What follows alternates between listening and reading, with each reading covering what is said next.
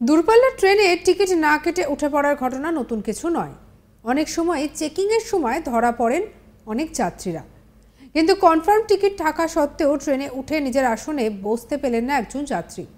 কারণ তার সংরক্ষিত আসনে বসেছিলেন অন্য এক যাত্রী।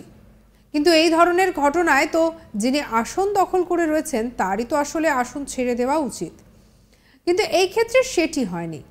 সম্প্রতি আভাস কুমার শ্রীবাস্তব নামের এক ব্যক্তি এই চাঞ্চল্যকর অভিযোগ করেন তার সোশ্যাল মিডিয়া হ্যান্ডেলে। সোশ্যাল মিডিয়ায় সেই পোস্ট করেন এবং সেই পোস্ট অনুযায়ী এই ঘটনাটি ঘটেছে রৌরকেল্লা ইন্টারসিটি এক্সপ্রেসে। ওই পোস্টে আভাস লেখেন, একে তো ভিড় ট্রেন, তার সিটে পৌঁছতেই অনেক সময় লেগে যায়। নানা সমস্যা কাটিয়ে যখন তিনি তার জন্য সংরক্ষিত আসনের কাছে পৌঁছন, তখন তিনি দেখতে পান যে একজন গর্ভবতী মহিলা তার জন্য সংরক্ষিত আসনে বসে রয়েছেন। এইভাবে সেই মহিলাকে সিট থেকে উঠতে না বলে তিনি সফরের পুরো 2 ঘন্টা দাঁড়িয়ে ভ্রমণ করে বলেই দাবি করেছেন আভাস। আভাস জানান, তিনি 2S কোচে সংরক্ষিত আসনের টিকিট কেটেছিলেন। তবে কামরায় এত টিকিটবিহীন যাত্রী ছিলেন যে তার মনে হয়েছিল তিনি জেনারেল কামরায় ভ্রমণ করছেন।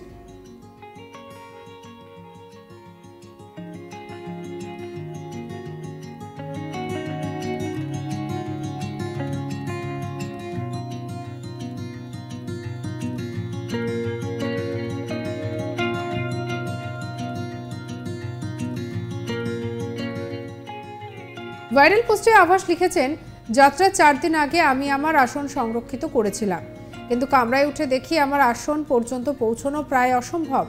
কামরায় প্রচুর ভিড় ছিল, প্যাসেজে মানুষ দাঁড়িয়ে বসেছিল, কেউ জায়গা ছাড়তে নারাজ, এগোনোর জায়গাও ছিল না। অনেক কষ্ট করে প্রায় 1 ঘন্টার চেষ্টায় আমি আমার জন্য বরাদ্দ 64 নম্বর আসনে গিয়ে পৌঁছই। সেখানে গিয়ে দেখি যে আমার আসনে একজন গর্ভবতী মহিলা বসে রয়েছেন। আর এই আবহে আমি সেখান থেকে বেরিয়ে আসি এবং কামরার গেটে গিয়ে দাঁড়াই। 2 ঘন্টা সেভাবেই ভ্রমণ করি। কনফার্ম টিকিট থাকা সত্ত্বেও গোটা যাত্রা আমাকে দাঁড়িয়ে থাকতে হয়। এই অভিজ্ঞতার জন্য রেলকে ধন্যবাদ।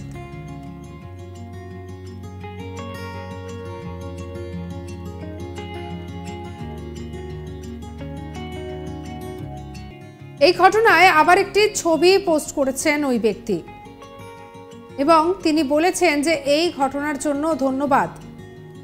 তিনি বলেছেন যে 2 ঘন্টা তিনি এভাবেই ভ্রমণ করেছেন। কনফার্ম টিকিট থাকা সত্ত্বেও তাকে গোটা যাত্রাটাই দাঁড়িয়ে থাকতে হয়েছে। এই অভিজ্ঞতার জন্য রেলকে ধন্যবাদ জানাই।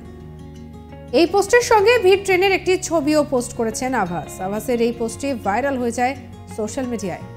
অনেক নেটিজেনই আবার এই ঘটনাকে কটাক্ষ করেছেন এবং রেলমন্ত্রী এবং আইআরসিটিসিকে কটাক্ষ করতে ছাড়েনি।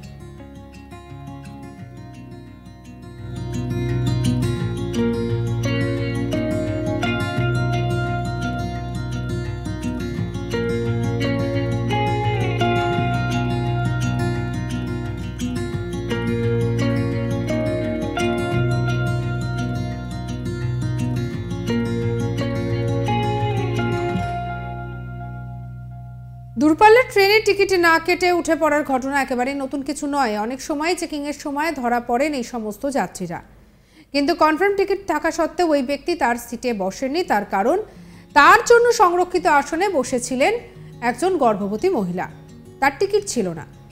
কিন্তু ওই অবস্থায় তখন আভাস কুমার শ্রীবাস্তব আর ওই মহিলাকে উঠে যেতে বলেননি। এক্ষেত্রে অবশ্যই তিনি মানবতার দেখিয়েছেন, তার মানবতার দিকটি সবার সামনে এসেছে। তবে এই সমস্ত কিছুর মধ্যে আরও একটা যেটা বিষয়, যে ছবিটা তিনি পোস্ট করেছেন সেখানে দেখা যাচ্ছে যে কি পরিমাণে ভিড়, এবং এরকম ধরনের অভিজ্ঞতার সম্মুখীন আমরা প্রায় সময় হই, যেখানে দেখা যায় যে সংরক্ষিত কামরাতে উঠলে পরেও সেখানে এত বেশি অসংরক্ষিত টিকিট নিয়ে মানুষজন উঠে বসেন আর তার জন্য কোনো পদক্ষেপও গ্রহণ করা হয় না রেলের পক্ষ থেকে। যার ফলে যে সমস্ত যাত্রীরা অনেক আগে থেকে টিকিট কেটে তাদের জন্য আসনটি সংরক্ষণ করেছেন তারা সমস্যার মধ্যে পড়েন। বিভিন্ন সময়ে নানা ধরনের অভিযোগ আসতে থাকে এরকম ঘটনাকে কেন্দ্র করে।